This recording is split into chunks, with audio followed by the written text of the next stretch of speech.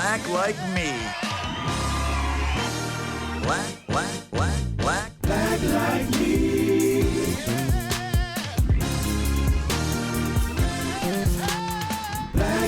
me.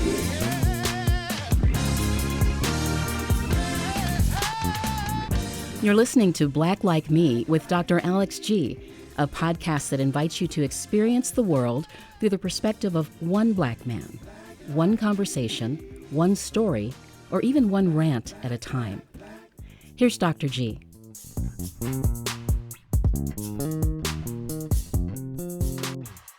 Hey, good people.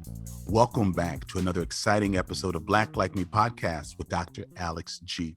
And so glad that you're part of this podcast and that you listen. We listen each week. We have invigorating conversations with thought leaders, Black thought leaders and creative folks, socially innovative people who are doing tremendous things that have got my attention, the attention of their communities, and things that are really bringing about true change in our world. And today's guest is no exception, except in my roughly 130 episodes, she's probably the youngest guest I've ever had on my podcast. Her name is Mya Berry. She just graduated from the University of Wisconsin-Madison. Her family lives here. I've known this family probably since she was a middle schooler. And listen, back then we knew that she was a force to be reckoned with. She's going to be talking to us about a charge that she's leading to change the name of the high school, the highly revered high school here in Madison, Wisconsin, that's named after a racist and a slave owner. And she's actually leading the charge in changing the name to something more appropriate. We're going to talk about her vision. We're going to talk about what motivated her and also what some of the pushback is. But I just love showing that young people are becoming very active and have been active in these social issues also, that it is not just something for the gray hairs and the old well-known folks like Jesse Jackson and some of the other folks that we know who are out here leading things, that another generation of young activists have stepped up. So Mya, thank you so much for being here on Black Like Me. How are you feeling today? Thank you for having me. I'm feeling very peaceful today. I'm grateful to be here. That's really good. That's good. Mya, before we jump into our conversation, which is very sobering, but also you have to know that as an elder in our community, I'm so proud of you and I want people to know why. But typically I do something that's called Black Icebreakers. And those are usually done or were written for people in my generation. So I realized that some of these things may not even make sense to you. And so I realized it's a generational thing. And Black. So I might have to begin creating some newer ones from Black people. But let me just ask you this. Yeah. In my generation, we would call something, this thing called, well, first of all, let me just ask this. Grits or cream of wheat? Do you know those two things? Which one do you prefer? And Fruit Loops is not an option. You can't say oatmeal, but I'm curious. Do you have a preference between grits and oatmeal? I'm sorry, grits and I'm sorry. I'm getting confused. Grits or cream of wheat? It's definitely grits. I don't even think I've ever had cream of wheat before. So that's a generational thing. Do you put butter and sugar? You look like a butter and sugar person. You put butter and sugar on them? I'm not a type that likes sweet things. I'm more savory. So it's like really cheesy grits are my favorite. Got you. No, I love that. Now, Mya, this may not have been the case for your parents. Maybe it was, but certainly I can almost bet you for your grandparents.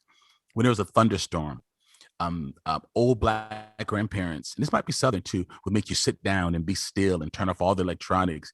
Do your folks make you sit down or be still when there's a thunderstorm? Like, is that a thing in your world? My parents are so old-fashioned. They really are not technology like savvy at all. So they would just grab like the little radio thing that tells you about whatever natural disaster is happening, and we would just all go into a closet and just grab all the food that we can, mostly like Gatorade and candy, and just sit in there for like 5 minutes, because after that I'd be like, we need to watch TV or something. That's right. The storm is passing over. Yeah. Oh, that's good. I have a litany of questions that I go through with people. And what's so interesting about it is, as I'm studying the history of Black people in in America, we've created families because our families were disruptive, because we had to move quickly, and we had these cultural ties. We created culture, which is proof that we were never destroyed by the harshness of systemic racism. It's interesting that whether I have someone who's from the East Coast or the West Coast, some of these stories about how we were, how our parents talked to us, like, it's funny, like, it happened to your generation, it happened in my generation, my grandmother did it to my mom. And it's just interesting that we have these cultural traditions that are proof of the fact that we passed along things from our experiences, which underscores the fact that we were never destroyed.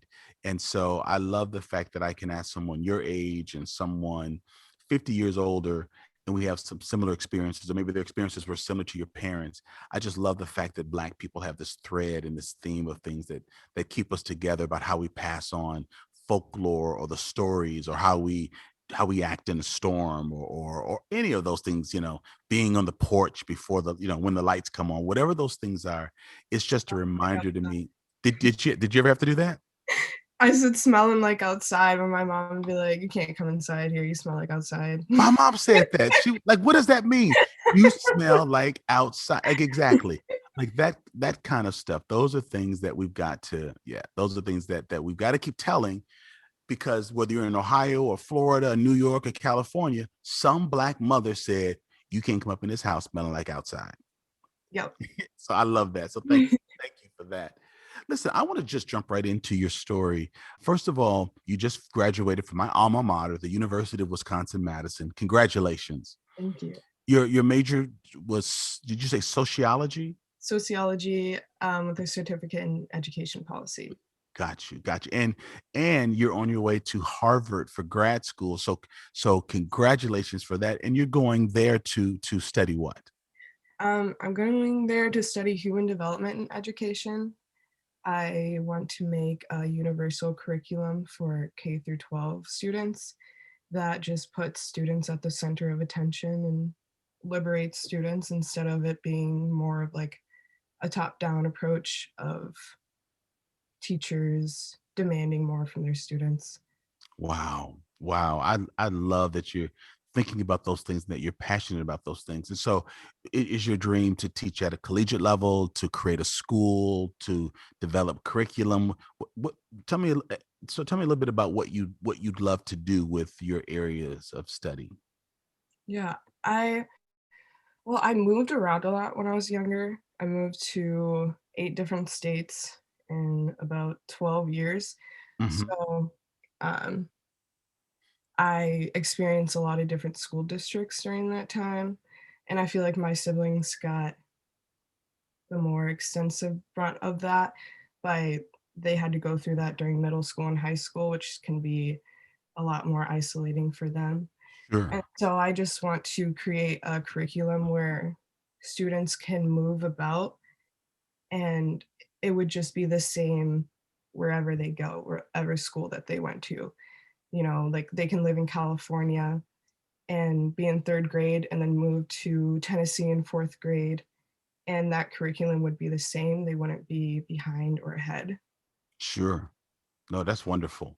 Do you think you're finished after your master's, or do you have your eye on? I know you got to take it one degree at a time, but are you thinking a law degree or a doctoral degree after you're finished, or do you want to just pause after this master's? Yeah, I think I'm just gonna pause. The whole thing was sort of random. It was thrown into my lap. Um, I only applied to one master's school. At Harvard. Yeah. And so I was like, why not?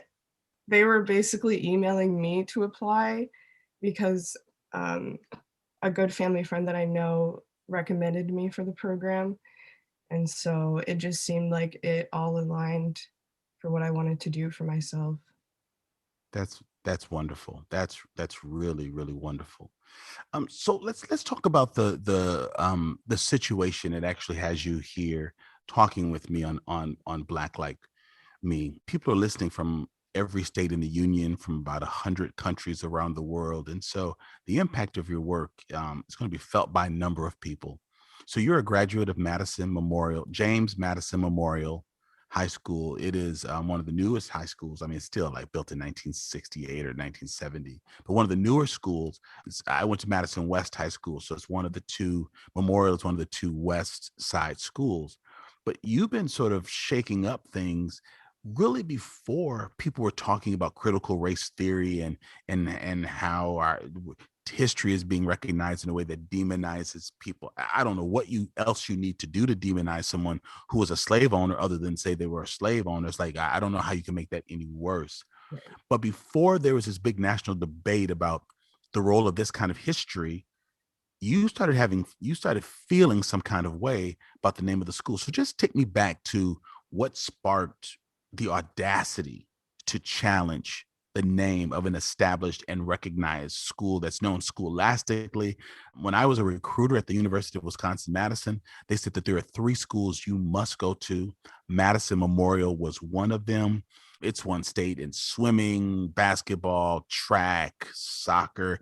It's highly acclaimed. And many of the children of the University of Wisconsin-Madison's professors go to this school. So without being called such, it's seen and recognized as a college prep. What got on your nerves one day? What caused you to begin to think about the significance of the name and that it needs to change? Take me back to that place where it hit you like a ton of bricks. Yeah, that's a great question. I feel like I need to go back to senior year, like Okay, tell me about that. when this all started for me. Um, so in my spring semester, I was a part of a social justice class, and it was just starting off. Like it was Hmm. only the second class that they had ever had and just launched it. And we were discussing a variety of topics, like social topics, racial topics, you name it. And it was a very small and close knit class. And so we were able to connect with each other and get to know each other like on an intimate level. Um, Right. and then every Wednesday we had what you call a peace circle, where we brought topics that were just on our minds or that was going on during like, on the outside world that we wanted to talk about and just process through together. And I had just thought about the name of the school and how that affected me emotionally and academically. I just didn't feel like I was always supported as I reflected back on my 4 years as a senior during that time. And so I was lucky enough to have a very supportive teacher in that classroom where I was like, this is how I'm feeling.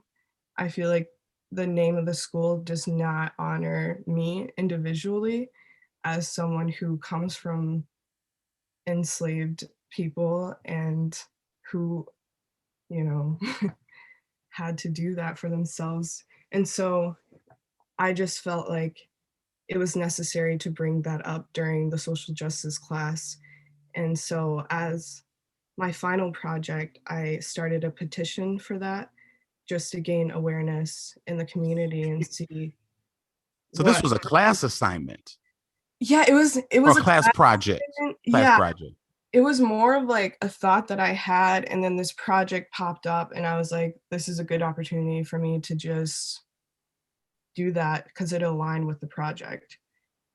Does that make sense? It does. It Okay. does. And so, so it wasn't like you just came to school one day and said, I'm going to shut this down. We're going to start boycotting. Like you're in a class that's looking at social justice issues, and you mentioned what the name of the school meant to you. Um, and then you do this proposal. So uh, did it ever, so it seemed like it started getting like taking on a life of its own. Was that overwhelming or concerning or frightening to you when you realized people were taking what you were suggesting for a class project as a serious, doable thing? No, I really wanted it to be taken seriously. So like after I Okay, started the petition, I wanted to gain more like media awareness. And so sure. I just wanted to gauge what everyone's thoughts about this was, what their own experiences was during JMM or like a parent of a student. And I just received like so like an overwhelming amount of comments of people being like, yeah, I did not have the best experience at JMM.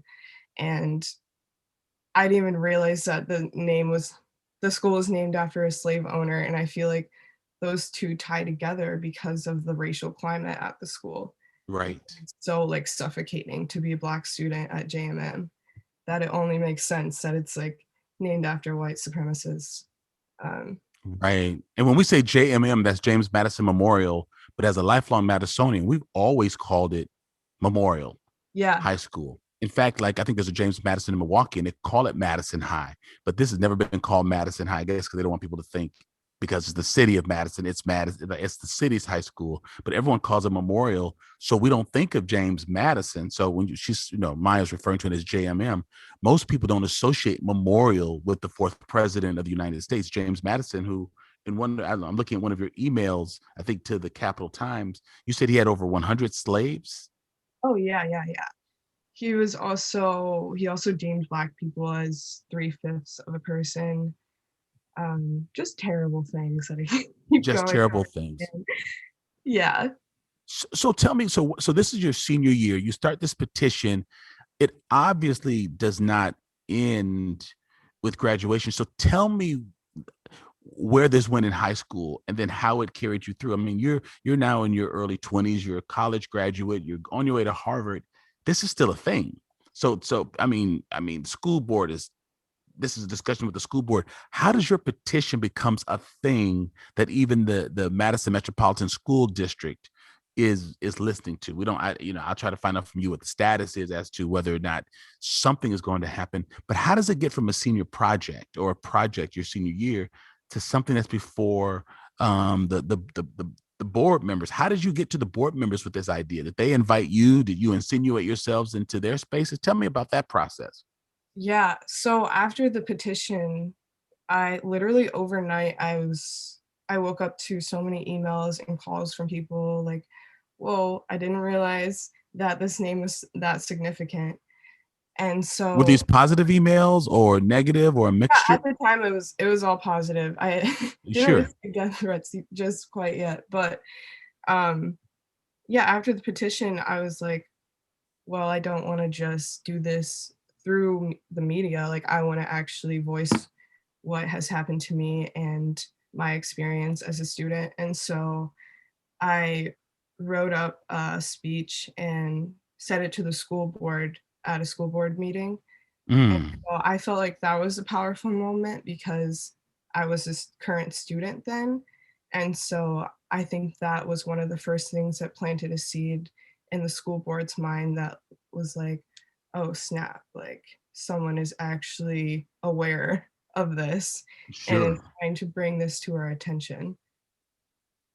Now, did they try to hush it, or were you encouraged to continue with this, or do you feel like it was patronage? Like, okay, let's let this student of color come and tell us what they think, and then we'll move on to the next agenda item. What was your general feel about the board's response to your speech and your concept? I think at that time, it was a completely different board than it is now. Sure. It was, I'm gonna be honest, it was mostly white. I think there was one Black board member, and I don't think that they wanted to take that on at that time. Mm-hmm. They kinda just wanted to suppress what I was feeling and what I was saying to them. I think in fear that I would try to change all of the schools in the district that are named after white supremacists because it's not just James Madison. You know, Right. it's right next door is Thomas Jefferson. And so I feel like they thought I was trying to take on a bigger task than I actually was. Mm-hmm. Um, and so I think a lot of it was just fear for them to be like, oh, maybe I do have to acknowledge how racist this school is and how much I've internalized that. Wow. Now, Maya, y- your fear has some legitimacy. If you change the name of James Madison Memorial and its feeder middle school, one of its key middle schools is Jefferson, it will beg the question, won't it, about like, well, do we look at that name? I mean, if the idea is that we don't want to build systems that pay homage to these folks who enslave people, and again, this is not just free labor. We mean the raping of women, the beating of children, the breaking up of families. We mean all of these things. When we say when we talk about the treatment of enslaved people, we don't just mean people worked outside hard in the hot sun picking cotton. We meant they could not necessarily raise their own children. Women were raped in front of their husbands. Even if they were allowed to marry, because for much of slavery, Black people could not even marry legally. So you're really talking about something that is a system that is evil, diabolical. But once the change starts, their fear was probably legitimate that this might be a dominoes thing, and then all the schools are going to have to be called, PS, like in New York, PS 135 or whatever. All right, so that was predominantly an all white board. You're on your way to college, but you don't close that chapter. It's not like you just go focus on sociology and being a student and getting your academics together. How did this follow you through college? Because it's still a discussion. We're going to get up to the status of it now, but how does this thing follow you when you're no longer a Memorial High School student? After I went to the school board and gave my speech, there was a really sweet person that wasn't on the board but was a part of the administrative staff at the time, and she took me through the steps of what to do next, because that was Wow. kind of the question. Mentoring. Yeah, that was like the question that I had, that I felt like they didn't really want to share with me how to do that publicly. So we talked individually, and she was like, so what you need to do is write a proposal, state why this name should be revoked and replace an alternative name suggestion, and just talk about your experience as a student. And so during that summer after I graduated, I took a couple months and just wrote that out, and I sent Wow. it to the old principal of Memorial and to the school board and everything. And I didn't receive the response that I wanted. I wanted them to be like, wow, this is great. You actually took the time to Sure. write all of this down, and you kind of poured your heart into it. Instead, it was like no response. They're kind of just, Really? it was like crickets for a bit. Yeah. And so I'm not one to back down on anything. I feel like if I say I'm going to do something, I follow through. Mm-hmm. And so I wanted to keep that momentum going. And so about every month or so, I would email someone in the school board and I'd be like, hey, is this a good time to meet and talk about the next steps? Because I've done my part and I feel like it's time for y'all to do your part. And so during like college, I would say like freshman to junior year, I had about 10 meetings with different people from the school board, just about what their thoughts were regarding the proposal and the next steps, and also just telling me about what they think would be a pushback for the movement. Mm-hmm. Yeah. Were people nice to you? Were any people short or rude? No, I don't think not from the board. I don't think that they were rude. Again, I think it was more rooted in fear, because, like you said, like Memorial is so acclaimed for sports that Yes. they were afraid they would have to change the whole mascot and change all the gears and all the jerseys. And I think at that time, money was a priority to them, and sports was also a priority to them, and they couldn't fathom that big of a change. And Sure. especially because I had like requested the alternative name to be Vel Phillips. And so I feel like they were trying to debate like, how do I go from a white man that like is representing the school to now a Black woman that I'm representing when I go out in the field. I feel like that was a big shift for Oh, of them. course. Now, just tell us a little bit about Vel Phillips, because we have people listening outside of Wisconsin. But just a couple of things just a couple of just do a little bit of overview of Vel Yeah. Phillips, please. Yeah, she is literally one of my favorite human beings.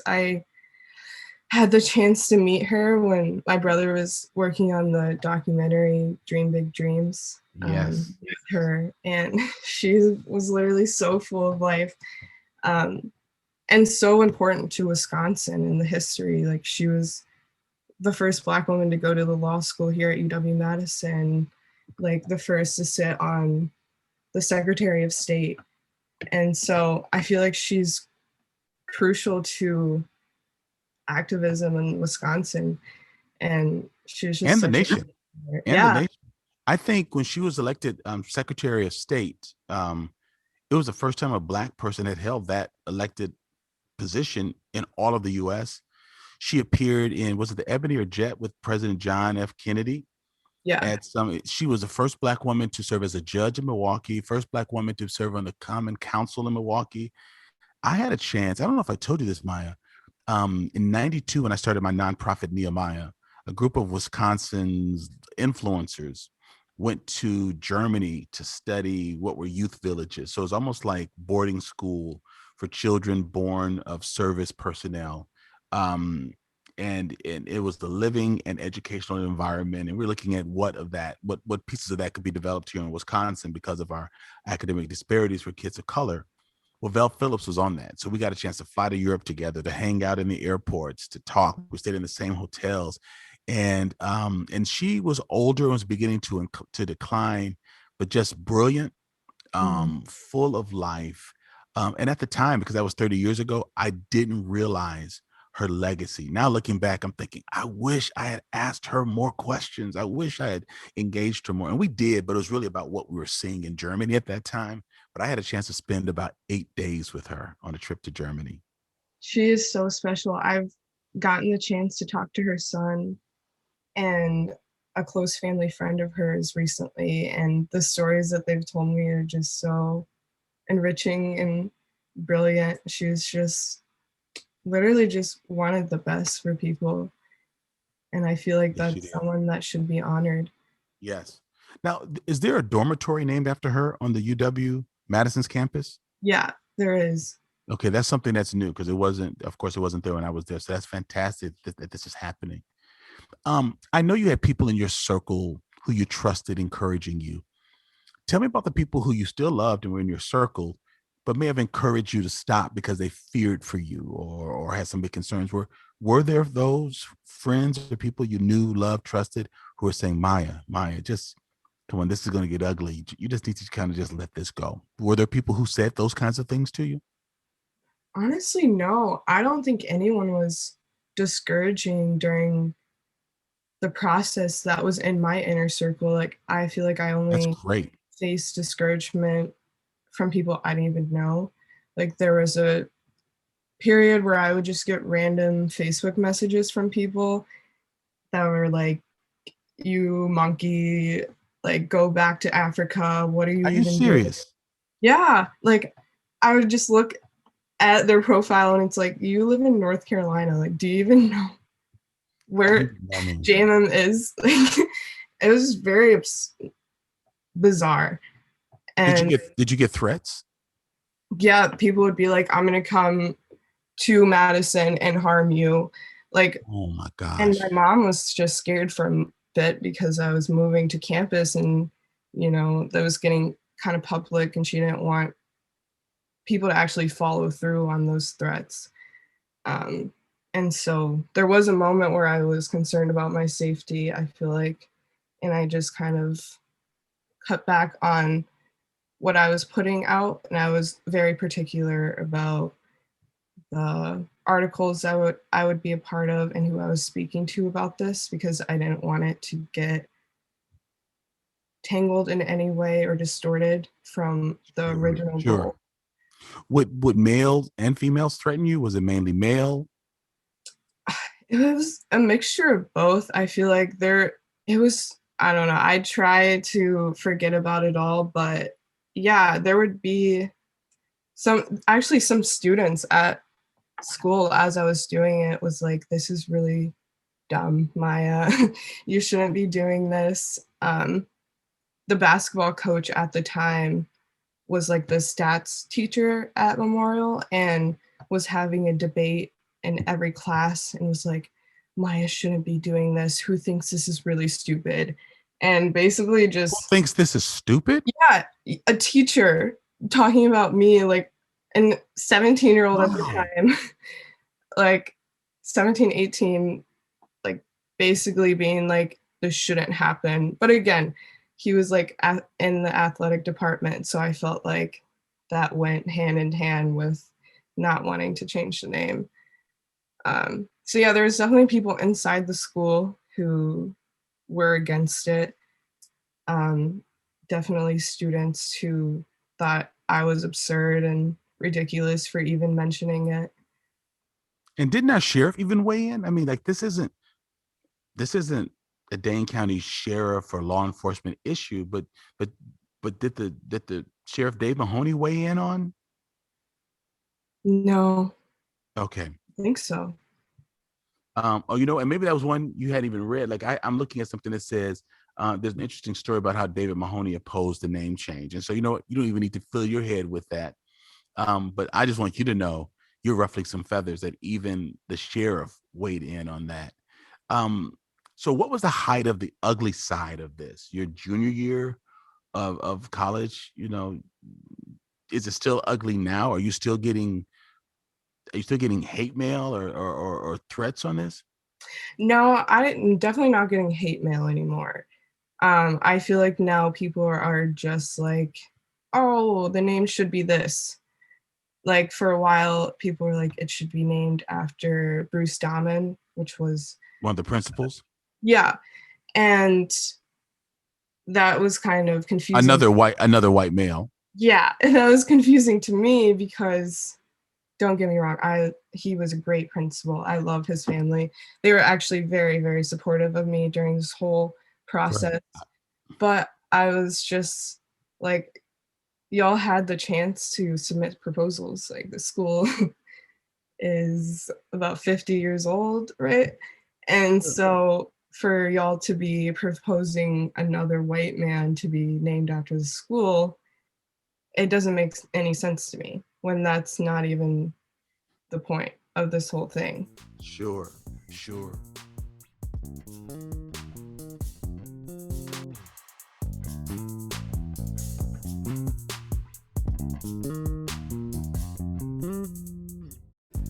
This is Jesse Mopan, originally from Port Townsend, Washington, currently living in Madison, Wisconsin.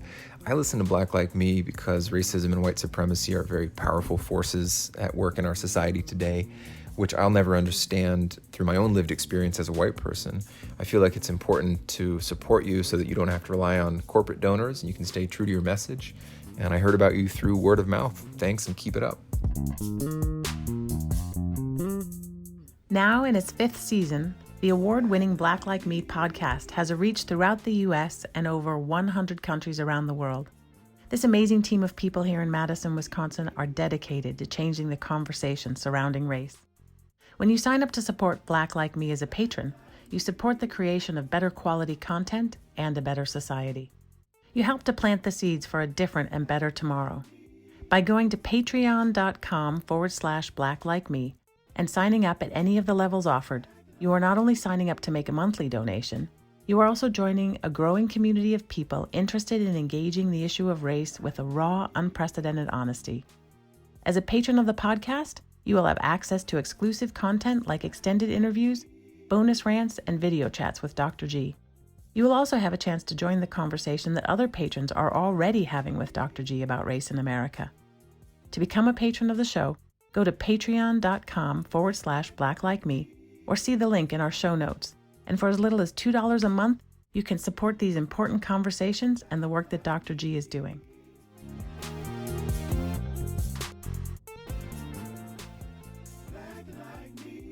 How did you protect yourself emotionally as you're getting hate mail? I mean, as a sophomore, junior in high school and college, what people think about us is important, on one level. We want social acceptance. We want a sense of normality, whatever that means.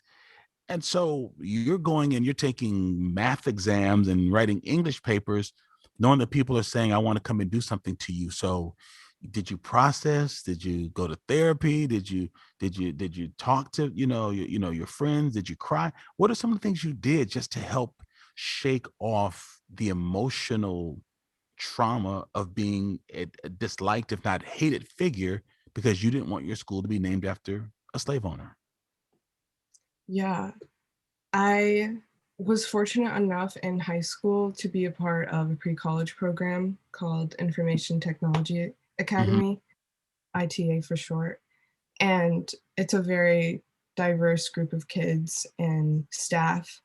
And I felt like I went every other Saturday during high school. And it Sure. was just a great community because there were kids that looked like me compared to going to high school and being surrounded by mostly white kids. And so I felt like that was a space where I was able to just talk about my feelings. And I had really supportive people there and mentors that would give me the space to just talk about what was going on and be like, hey, we support you, even though, you know, people might not support you all the time. You have a safe place here. I'm so glad you had that. Yeah. Wow. Wow, that's so important. And what were your thoughts about what it meant to be an American citizen? I mean, like, you study all of this history about the Boston Massacre, the American Revolution, World Wars One and Two. We're about stopping injustice around the world, and this is a place where you can bring your dreams, and we're singing songs and anthems about it. And then when you voice your opinion as a person whose ancestors have been in this country for centuries, how did what were your thoughts about patriotism as people spewed their hate and anger on you by just voicing what you what you wanted to say? I mean, you weren't demanding it. You didn't put a gun up to the heads of board members. You were just saying, this is what I think. This is how I felt as a Black female student at James Madison Memorial JMM. This is what I think would help other students in the light of face of all of the race to equity reports and things about the disparities. Maybe if kids didn't go to schools named after slaves and we hired people who understood all students, outcomes would be better. I mean, you were making suggestions. um, how did that make you feel about the openness of your community or even this nation, on Black brilliance who want to dismantle evidence of systemic racism? Yeah. Well, I feel like names and statues and memorials all play a part into keeping white supremacy alive. And as I was actually doing more research into the proposal, um, during that summer at Duke University, there was a group of Nazis surrounding the Robert E. Lee statue. And I felt like that was a great example of how statues can be used as a way for white supremacists to just keep that spirit alive. Yes. And I felt the same with Memorial because I had faced so much discrimination and know other Black students who did as well, that the name was kind of symbolic of what we had gone through and what everybody was still upholding, which is anti-Blackness and Sure. Sure. racism. Um, and so I felt like it was my job as a descendant of enslaved ancestors to be like, this is just one small thing that I can do to sort of shift the climate in the school, to shift people's idea of what should be memorialized, what should be honored, and uplift Black students. It's really about that, just liberation, because there's just been so much disparity and so much Yes. sadness in our community. And I just want more Black joy in my life and Yes. in my future. And so that's just what I want. Wow. I love that you just want more Black joy in life. I love that. Where did you learn to be so confident in your own voice? Is it from your Well, parents? Is it from your grandparents? Where'd you learn that? Because you are an amazing young person. thank you. I really have to give credit to my mom. Shout out Lisa Berry. She Yes, yes. And how does she do that? How does she help to develop that voice, to help you with the confidence in your voice? Well, I feel like it goes back to her parents, honestly. I was sort of young when they passed, way before her dad passed, but Sure. when she does talk about her parents, she talks about how much they instilled being proud of herself. Um, One thing that she tells me that her dad told her is to never let white people scare you, or like never to be intimidated by white people, Mm-hmm. because That's a big black, lesson. yeah, absolutely. And so my mom is the least intimidated person to anyone, I feel like. And I think that she just owns who she is. She's very proud to be a Black woman, and she's passed that down to me and my siblings to just own who we are. And I couldn't be more thankful to have her as such like a fierce and strong mother. Yeah, that's amazing. That's amazing, Mya. Yeah. You know, as I'm listening to what your mother taught you and what she learned from her parents, and you're living it out, so I know you're standing on the shoulders of strong people, and you are helping to continue the legacy of your family. So that is wonderful.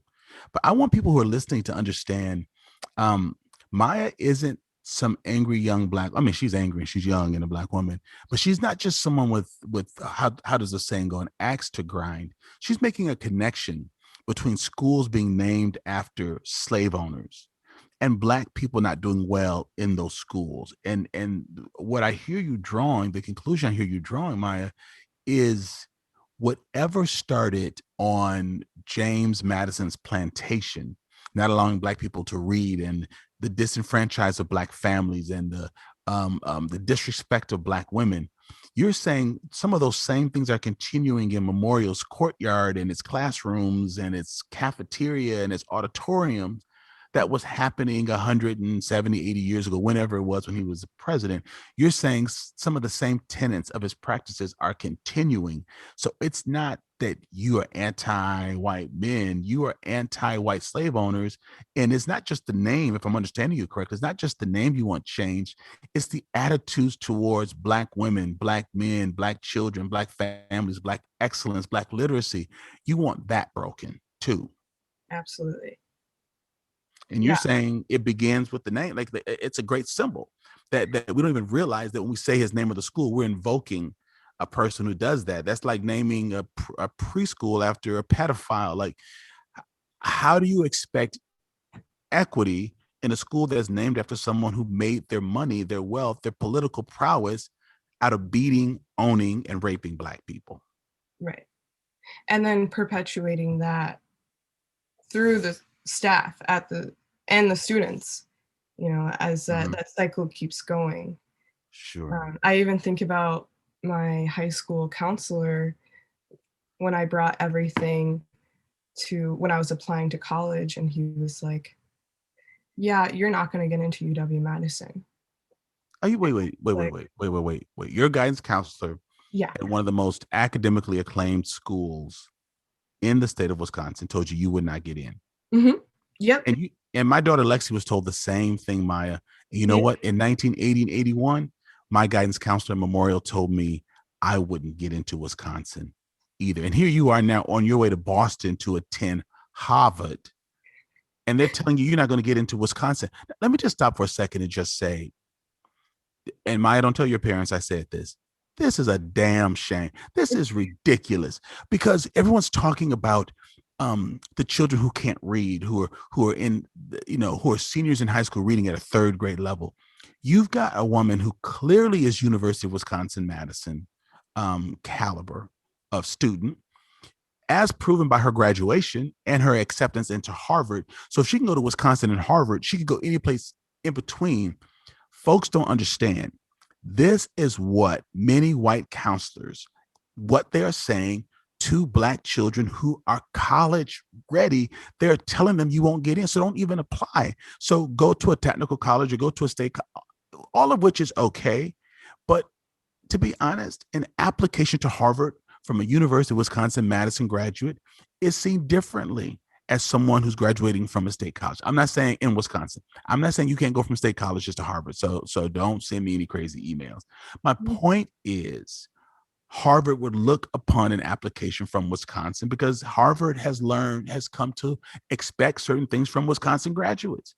And so telling her that in high school could limit the trajectory of her educational career. This infuriates me that we're sitting here all these years later and you're divulging that this is what's been said by the person who should be encouraging you to apply to a state college, which happens to be the flagship organization in our state. I'm furious. I was furious as well. And yeah, that's why I'm so thankful to have the mom that I have, because I had the advantage where I could come home and be like, Mom, someone did this to me, and she's already at the school. She's already knocking down the door and being like, do not do that to my child. Like, you are not going to hinder my child's success in any sort of way. And so, yeah, that whole situation was bizarre to me because I had brought in a white peer to attend that meeting with me, and she was just thinking about UW-Madison at the time. I don't even think she ended up applying. And not saying that grades are everything, but she was just worried that, she didn't have the grades to get into UW. And the same counselor was like, yeah, you should apply. I think you would get in. And I was just like, am I not here? Like, am I not a person to you or visible to you? And so I feel like in that moment, it encapsulated how I felt during the 4 years at Memorial, just not being seen or heard whatsoever. Wow. Does that counselor know that you're going to Harvard? Because I'm sure that counselor couldn't have gotten into Harvard. Probably not. I think he's too bitter. We might need to send him a copy of this interview. I'm just saying, we're not going to ask for any names or anything, but off the air, let's make sure we send them that, because I think it's very important. I bumped into my counselor who told me I wouldn't get into Wisconsin. I love the fact that he's been following my career in the paper. And I'm glad that, and I don't demand this of him, but that he should call me Dr. Alex G, because I earned that, because you can't get a doctorate at the junior college he was trying to send me to. And so I think at some point, these folks do need to know, what did Julia Roberts say in Pretty Woman? Big mistake. Yeah. Big mistake. And Exactly. we need to understand that this is what they're saying to our babies, y'all. I just have to stress this again to our listeners, because a lot of our listeners are white folks who want to be allies. You need to understand, not every Black student is remedial. Not every Black student needs a special admit. Not every Black student needs special programming, and nothing against those who do.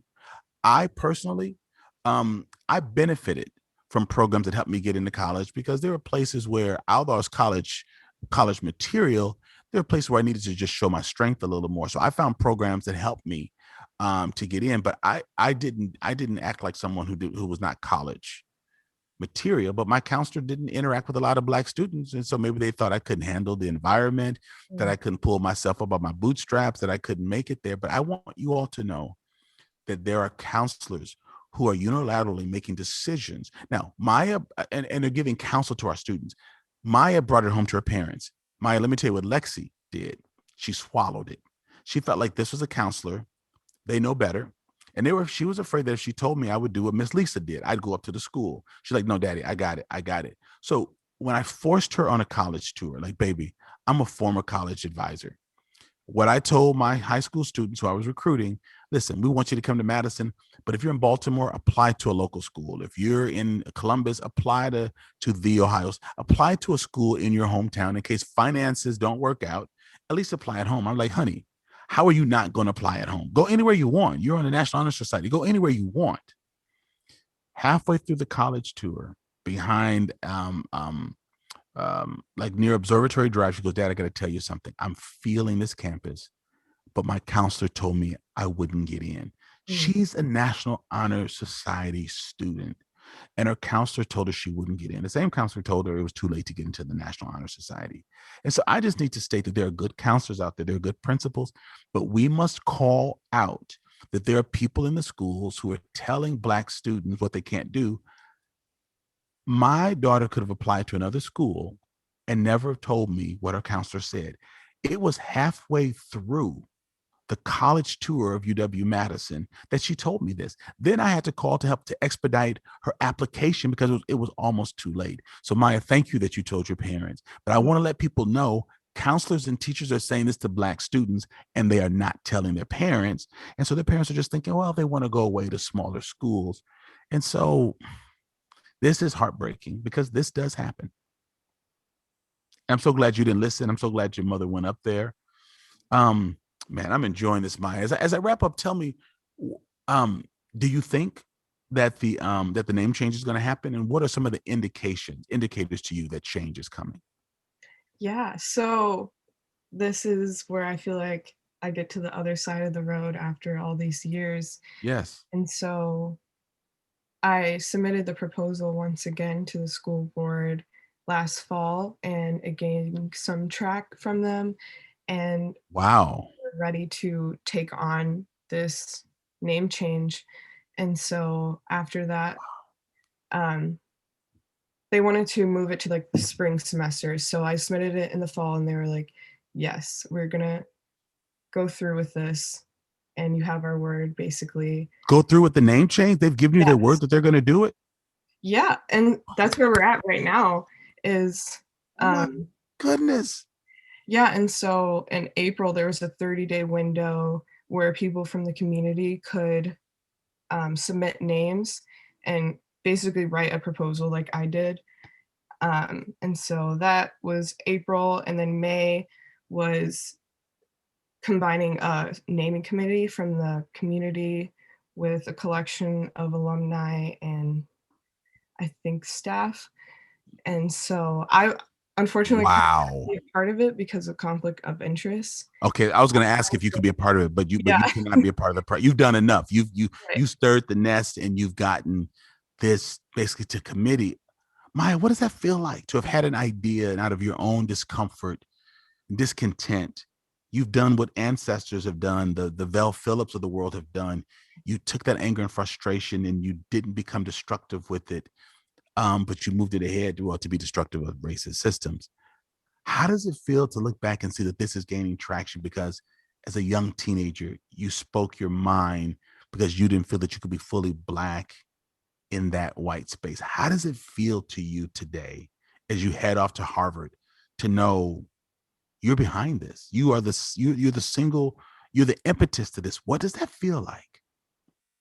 I feel like honestly just a vessel that has led to this solution. I'm grateful that I could talk about my experiences because I feel like if I've gone through it, there's other people that have too. And if Sure. I can make a difference in at least one person's life that is similar to me, I feel like that is everything to me. And so, again, it all comes down to Black joy and Black liberation. And that's all my goal is in this life. And if I can just do this one change, Mhm. just make my heart happy. Sure. Tell me what Black joy feels like or what it looks like, because people are listening and they're thinking, well, do I have white joy? Like what's like like why is it? And because people are listening, Mya, because they really do want to understand. So Yeah. when a young person like yourself says, I just want Black joy, just elaborate on that a little bit because I love it. So tell me a little bit about that. Well, I just think about us going out into society and how much harm that can cause upon our bodies and how much fear that that happens inside our bodies of just being like, oh, if I go out into this world, if I go out into the space, if I leave my home, what will I face today? What kind of violence will be inflicted towards me, sort of thing, because that's how the system is set up. And so when I think of Black joy, I think of just doing the complete opposite and just doing things that bring about happiness and lasting, I don't even know, just contentment in oneself. And being free of the microaggressions of what'll happen to me. And I'm Yeah. assuming if you're like me, the threat of that violence is not just police, and that's certainly a real threat, but just being in predominantly white spaces and the glances and the looks of like, why are you here? Or being in line and someone asking the person behind you, can I help you? Or this aisle is open, can I help you? The violence isn't just physical, but it's emotional. And we now know that that treatment builds up into microaggressions, the I mean, it's like stressors. a counselor. Right, That's right there. It doesn't have to be like actual murder. You know what I mean? right. Exactly. It's just the threat of it that your presence brings in.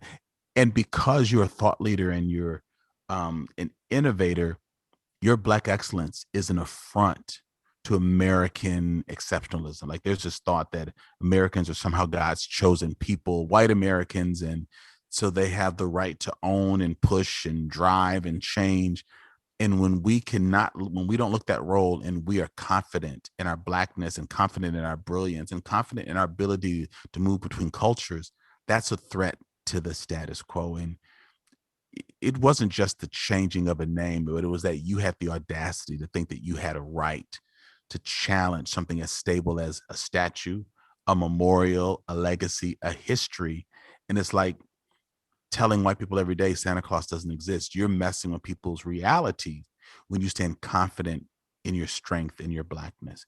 And that's not an easy thing. Maya, your parents have raised you well, and their parents have raised them well. And you're just a shining hope, an example of a youthful brilliance who can take a Black conviction and navigate it through white spaces. That is absolutely phenomenal and brilliant. That should bring you Black joy. Exactly. Yeah. That you can bring about a change and not just demand a society that doesn't exist, but be a part of crafting it. And that's what I really appreciate about what you've done. You've stayed the course from the time you were, what, 17? Yeah. 17, 18. Yeah, 17, 18, and now you're going to be, first year graduate student at Harvard. And your reputation is going to follow you. People are going to find out what's going on and what you've done. What's your message to young Black students who just feel like they're trapped or surrounded by injustice in their worlds, in their schools, and where they work, on their sports teams? What's your message to people who are feeling overwhelmed and underappreciated? I would say that you're never alone, that there's always people that are going through similar things that you're going through, and that community is a part of healing. And so to build community where you can, and I was fortunate enough to have community outside of school. And so just surrounding yourself with like-minded people, people that genuinely and unconditionally support and love you, is, I feel like, the key to success and the key to just being able to live your life in a Sure. wholesome way. That's beautiful, because I heard you allude to two things: strong values in your family, that your mother taught you and trained you well, but also that that technology program you went to every other Saturday, where it was students of color. There, it's important for us to have non-white space. Doesn't mean we hate white people, we're against white people, but there's something very healing, something very therapeutic about that space, because you got to talk about what you're going through, that gave you the strength to go back into predominantly white space. I mean, I'm working right now on creating the Center for Black Excellence in Culture. This is going to be 50, 60,000 square foot facility that's going to make space for Black performances and plays and comics to come through Madison from around the country, for Black innovation and leadership development and history and culture, and a place where folks can gather to focus on social interactions that enhance Black wellness. And people think that when we want those kinds of centers and spaces, we're trying to be separate, but we're not trying to be separate any more than when white people go to the symphony or orchestra and things that they go to that reflects their culture, their music, their style, their history, their heroes. We need that too in order to navigate through the broader society. And so as I heard you talk about that space, it just reminded me, yes, it is okay. It is necessary to have Black spaces, because we need some place to counteract the stresses or the stressors of the pushback we get when we push for our place at the table. So I heard you when you talked about the strength of that program, because it just reminds me we need more space, particularly Black space, so that we can come and create solutions and get fortified and strengthened to go back in this world as leaders. Because you're not a Black leader, Mya. You're a leader that happens to be a Black female, but you're a leader who's navigating in broad spaces, predominantly white spaces, but those places to sneak away. The old slaves would say, or old enslaved people would say, steal away. But a place where you build ourselves up to be able to come back and interact with the world is so important. What would you say to white folks, non-Black folks who want to be allies, who are thinking, wow, I love what she's saying. And is there any space in there for white people? Like, I know we're talking about the white people that wrote bad notes to her, but well, let me ask this first, Mya. Were there non-Black people, particularly, let me ask specifically, were there white people who were encouraging and helpful to you in this process? Oh yeah, definitely. Definitely. So I want the white listeners to know that you can. So what would you say to white listeners in readying themselves for when they might hear a Black trailblazer wants to start something? Maybe they don't get it or don't fully understand it. But what's your message to the white people who are listening, who want to ready themselves to be an ally the way people were an ally to you? I think it's very important for white people to understand their own history and Mm. expose themselves of the darkness that encompasses their history, because sometimes I Do feel their like, work. yeah, they like to separate American and white history, and those two are combined together. And so I feel like it's important for them to have some background knowledge of why, who James Madison was, why this is important to me, and how they can give me the space to voice what I need to voice and to create a future in which Black students are safe and protected at Memorial. No, that is great. That is so good. Um, Mya, your mother knows this because she's taken it, but Nehemiah, the organization that I've started, has created a U.S. Black History course. We've taken nearly 3,000 non-Black people through this course. That's a 9-week course, meets once a week for 2 hours a week. We are going to offer the next online session beginning in September. And so, Mya said to those of you who are would-be white allies, you have to understand your history. Don't study Black history or U.S. Black history to understand what was done to us. Mm. Understand the systemic realities that made that system possible, that system being slavery possible, and what residual impacts of slavery still exists because of systemic racism. So you don't have to live in Madison. We do not hold these sessions physically only anymore. And we are limiting the next class to about 600 people. So listeners, anywhere in the world, you, your friends, you want more information, click the link in the show notes, and you will be able to get information about how to sign up for this class. Registration opens in a few weeks. We will close it, but I guarantee you this will be a meaningful experience, and you will learn what you don't know. And the great and famed novelist James Baldwin said, basically, I paraphrase, what white folks don't know about Black folks proves what they do not know about themselves, because so much of what was afforded to white people in this country was on the backs of Black people. Whether you owned slaves or not, whether you were a descendant of slave owners or not, a system was created where people could benefit from a certain quality of life without the fear of being excluded solely because of race. So click that link and check it out. Mya, anything you want to say in closing? I am so impressed. This has been a fantastic conversation. This episode, I guarantee you, is going to do well. Anything you want to say before we finish out? I just want to thank you again for this opportunity. And also, I wanted to drop um, my GoFundMe, if that's okay. Yes, it is. It's definitely okay. So I'm still in need of $30,000 for tuition and living expenses for Harvard Graduate School of Education. And so I feel like I'm deserving of reparations as well as other Black Americans. And the hoarding of wealth should not be a thing in this country. Yes, ma'am. All right. So I just want to stress again, Mya just mentioned her GoFundMe. That she has a GoFundMe account that's helping her with her tuition to Harvard. And listen, we've got folks who are listening who are like, what can we do to help? Let's be behind this young lady. I'm going to click on it and support it, but I want my listeners to go there and to share it. Here's something that you can do to help one brilliant Black student do something phenomenal, because what she's designing is not just for us, it's for students anywhere and everywhere. And so you've tuned in and listened to a great episode. Again, probably my youngest guest on here. She's a thought leader. She's a community activist, and not because she has a bullhorn and she makes a lot of noise, but because she gets stuff done. And when James Madison Memorial High School changes its name, it will be due to board leadership at our school district level that was pushed and nudged repeatedly by this young woman. So I want you all to listen.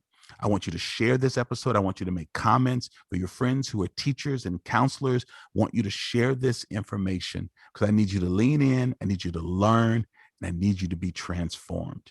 I've created this podcast not to entertain you, but to motivate you and give you marching orders of things you can do to be a part of the solution. So today you can share this, you can subscribe, you can click on my Patreon link, but your big assignment today is please click on the GoFundMe account. And if you can make notes on it, let them know that you heard her on Black Like Me, so she understands where that came from.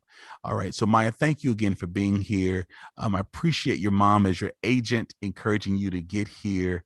You have been a delight to have watched you grow up and to really blossom into this tremendous work that you're doing. Just know that today's interview was really my honor. It was really an honor to be here with you today. So thank you again. Thank you so much. All right. So grateful. Yeah. So everyone, have a great day. And thank you for being a part of Black Like Me. Black Like Me. Black like. This has been another exciting episode of Black Like Me with Dr. Alex G.